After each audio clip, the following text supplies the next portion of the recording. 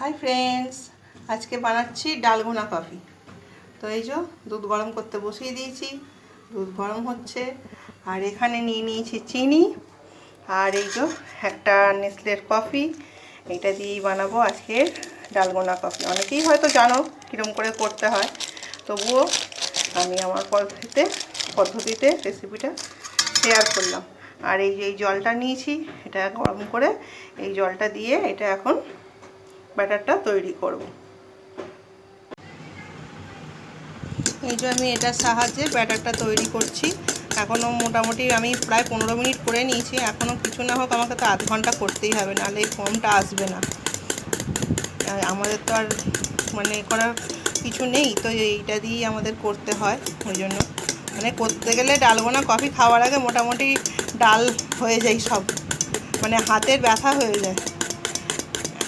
1 ঘন্টার কাজ সব নিয়ে চলে এসেছি। তোমাদের তখন ব্যাটারটা রেডি করাটা দেখিয়েছিলাম। তো এবারে প্রতিটা গ্লাসেতে আমি প্রথমে একটু করে বরফ দিয়ে দিচ্ছি। সবাই দিয়ে দিচ্ছি অল্প অল্প করে, একটু বরফ, যাতে টেস্টটা আছে, ঠান্ডাটা লাগে। এরপরে দিয়ে দিলাম দুধ।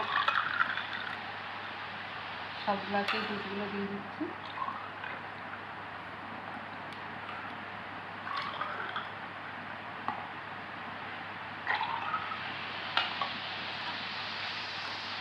এরপর দিয়ে দিচ্ছি ওই যে রেডি যেটা করেছিলাম ডালগোনা কফি।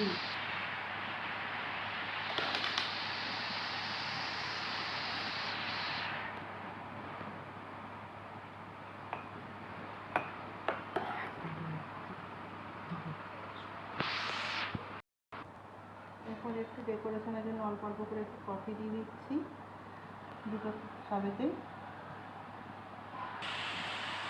এরপর দিয়ে দিচ্ছি একটু করে আমুল দুধ। এটা টেস্টটাও খুব সুন্দর এসে যায়, এই জন্য একটু করে সবাইতে আমুল দুধ দিয়ে দিচ্ছি। আর সব শেষে দিয়ে দিচ্ছি একটু কিটক্যাট গুঁড়ো করেছিলাম, ব্রেড ডাস্ট করে নিয়েছিলাম, এই ডাস্টটা দিয়ে দিচ্ছি ওর উপরে। টেস্টটাও দারুণ আসে, আর তার সাথে দারুণ খেতেও হয়।